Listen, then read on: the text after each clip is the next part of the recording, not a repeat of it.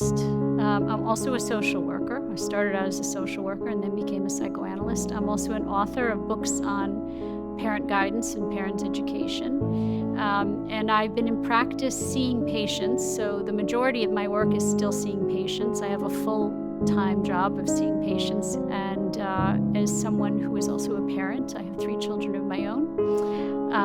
And so as a parent, as a clinician, as an author who has, for the past 20 years, been researching, and what I did is I collected research in epigenetics and attachment theory and neuroscience, and wrote my first book, Being There, because what happened is I was seeing this uptick in mental illness in children, and this is really how I got into it.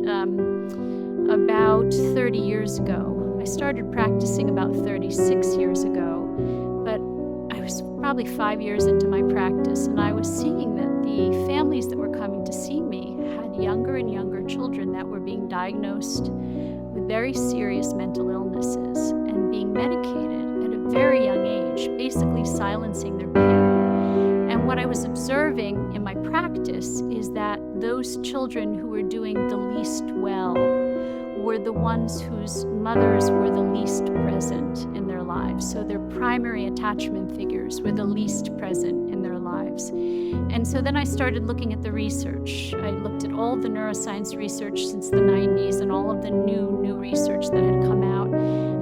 I looked at the old attachment theories, which have been around since the 60s, and I looked at the epigenetic research, which was rather new too. And I saw this trend. I saw that we were abandoning our children for our own desires, for our careers, for material success. And there was a great deal of misunderstanding about the irreducible emotional